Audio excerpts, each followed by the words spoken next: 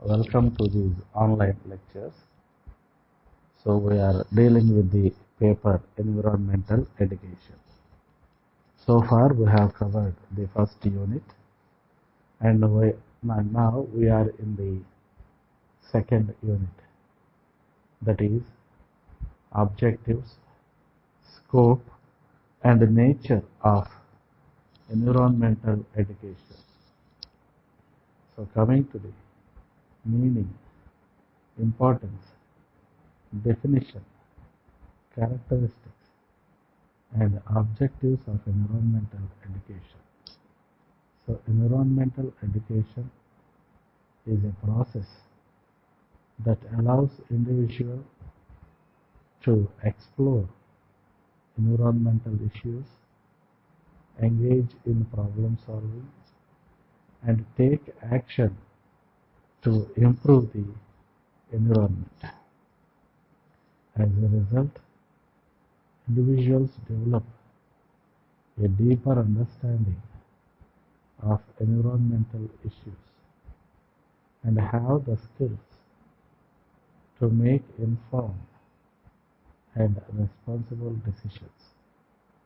And coming to the definition of environmental education, so here we have many definitions for the environmental education. Environmental education prepares all citizens with essential skills that contribute to healthier, more environmentally sustainable and economically prosperous communities. And coming to the components of the environmental education are awareness and sensitivity to the environment and environmental challenges, knowledge and understanding of the environment and environmental challenges. So here each and every individual should create awareness of his own and should be sensible to the issues of the environmental changes and also that cause imbalance in the environment. Skills to identify and help resolving the environmental challenges. Participation in activities that lead to the resolution of environmental changes. So here we come up with environmental education does not advocate a particular viewpoint or course of action. Rather, environmental education teaches individuals to weigh various sides of an issue through critical thinking, and it enhances their own problem solving and decision making skills. And coming to the importance of environmental education, the country has accepted the need for environmental education with the recommendations of a Tiwari committee in the year 1980. Many people recognize it as an urgent need for a betterment of the society, and moreover, it lays an emphasis on the new approaches and programs of environmental education.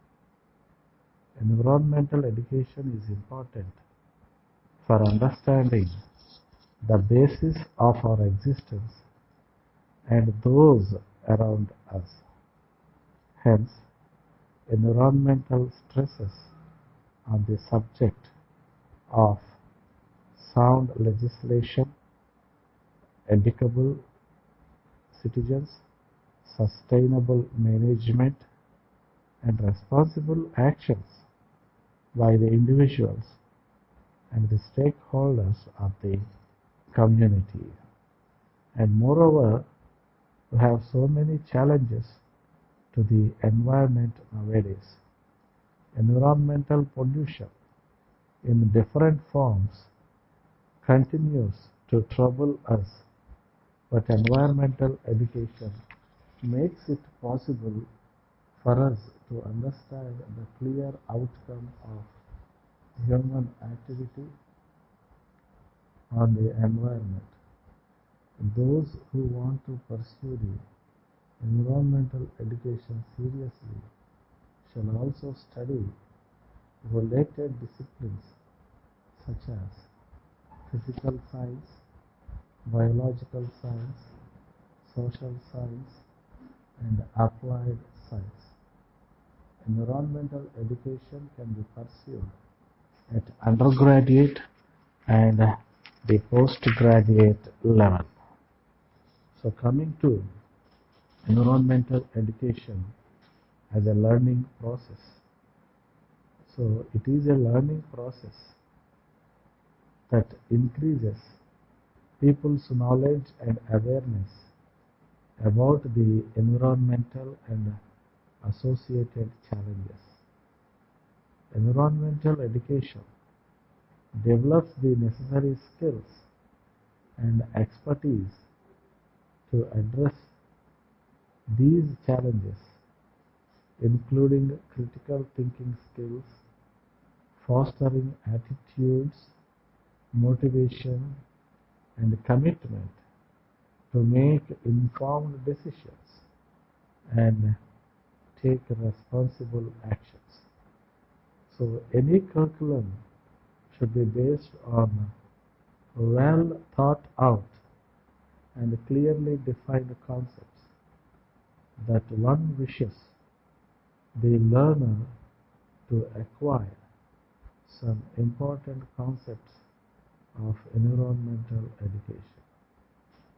So it has an interdisciplinary significance such as the environmental pollution, carrying capacity, ecosystems, ecology, ecological equilibrium, and the conservation of the nature, etc.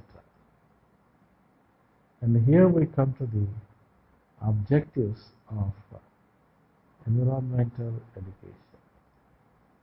So, the objectives of environmental education are awareness, knowledge, attitude, skills and capacity building, participation. So coming to awareness, to help the social groups and individuals to acquire knowledge of pollution and environmental degradation. And coming to knowledge, to help social groups and individuals to acquire knowledge of the environment beyond the immediate environment, including distant environment.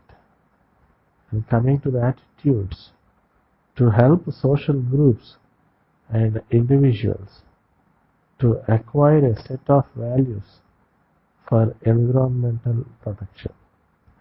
Skills and capacity building, to help social groups and individuals to develop skills required for making discriminations in form, shape, sound, touch, habits and habitats.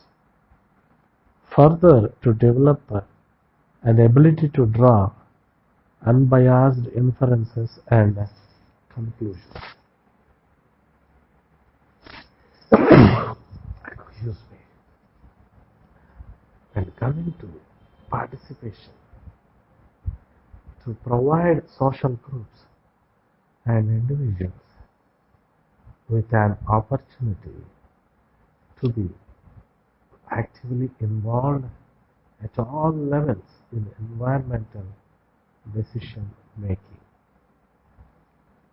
So, the next one is characteristics of environmental education. Characteristics of environmental education. To explore the complex relationships that exist between human beings, the built environment and natural systems. Present factual, accurate and balanced content, presenting all sides of a topic and encouraging students to examine their own opinions and attitudes. To teach students more about how to think and less of what to think. It includes hands-on and minds-on investigations that engage students and future students and a student-centered learning through real-world applications. Recognize that different learning styles exist among students of all ages and strive to develop both critical and creative thinking skills in all students, allowing the students to learn from previous knowledge which would then support further learning. Be localized as well as globalized, focusing on community, backyard and schoolyard interest, as well as on national and international interest. Be user-friendly and designed to meet the needs of the stakeholders of the field of education. And coming to the aims and objectives of environmental education. UNESCO has highlighted the following aims of environmental education. The aim of environmental education is clearly to show the economic, social, political, and ecological interdependence of the modern world, in which decisions and actions by different countries can have international repercussions. Environmental education should, in this regard, help to develop a sense of responsibility and solidarity among the countries and regions as the foundation for a new international order which will guarantee the conservation and improvement of the environment. The main aim of environmental education at the grassroots level is to succeed in making individuals and communities understand the complex nature of the natural and built environments.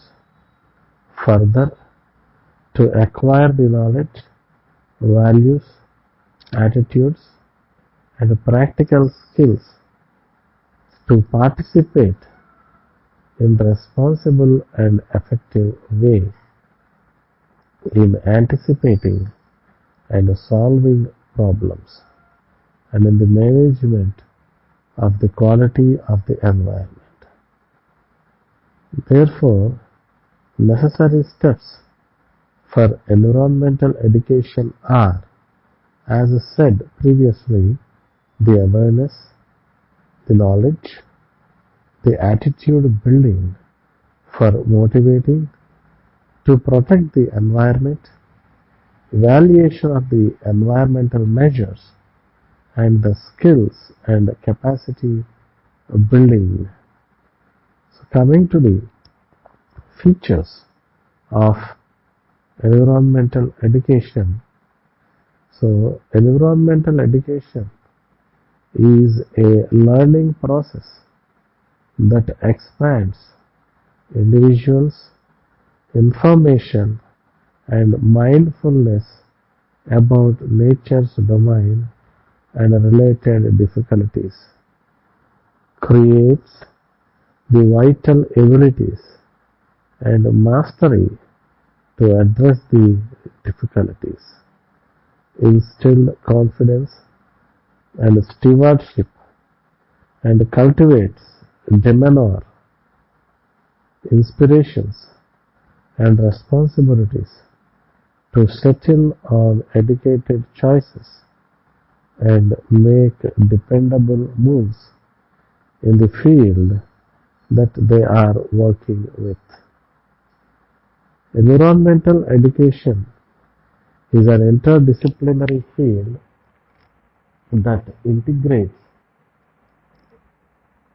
fields such as biology, ecology, geology, geography, earth science, atmospheric science, and mathematics, because understanding how environment works and keeping it healthy requires knowledge and skills from many disciplines. And moreover, it includes all efforts to make the general public aware of the knowledge of the environment and environmental challenges through print materials, media, brochures, bulletins, videos, or other media techniques. Environmental education leads to a responsible individual and group actions. It provides information about specific environmental issues, concerns, or problems to the general public instead of a specific group, religion, or community. And moreover, environmental education involves the students in different data gathering techniques that help them to discuss, analyze, predict, and interpret data about environmental issues.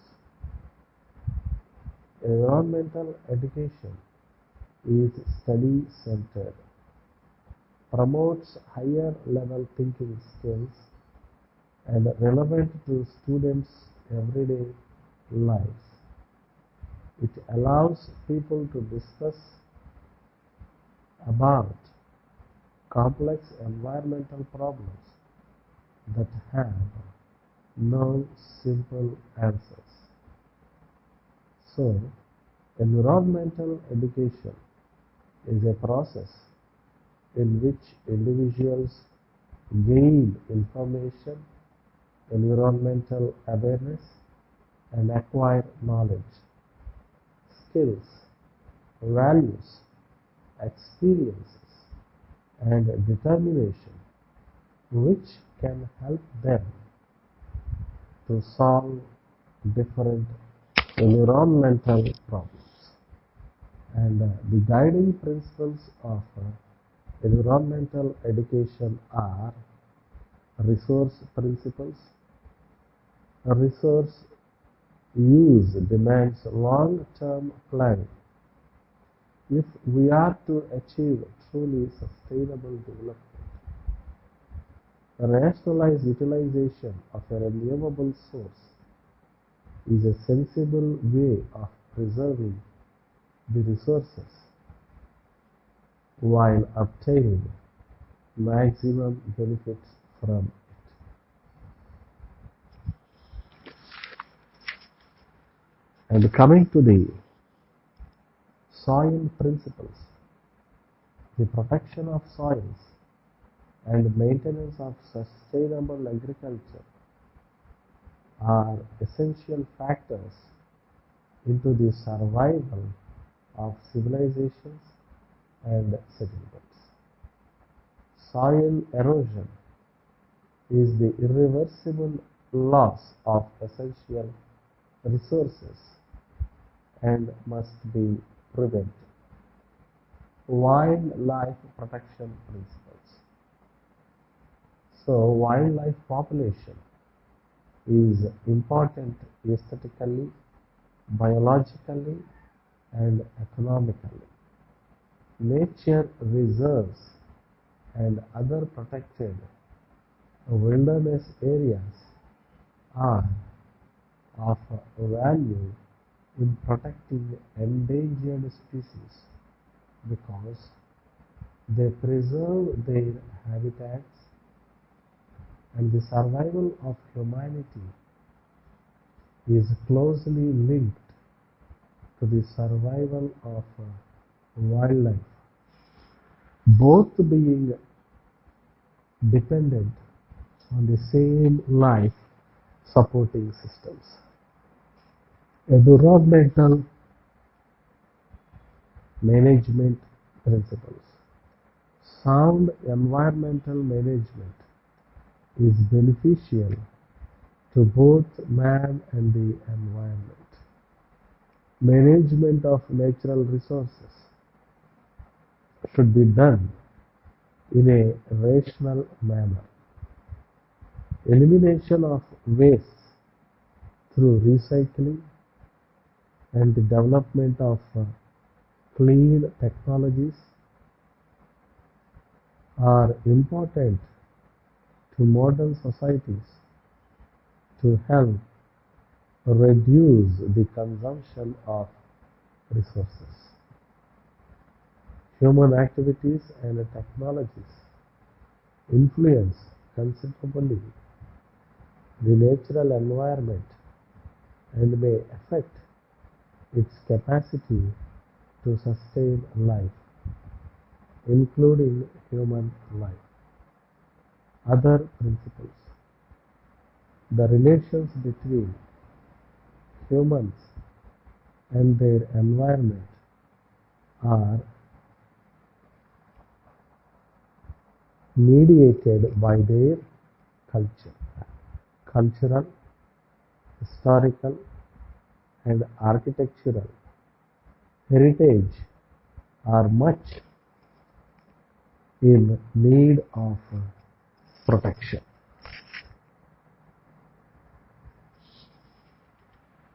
Here we conclude this lecture. Thank you.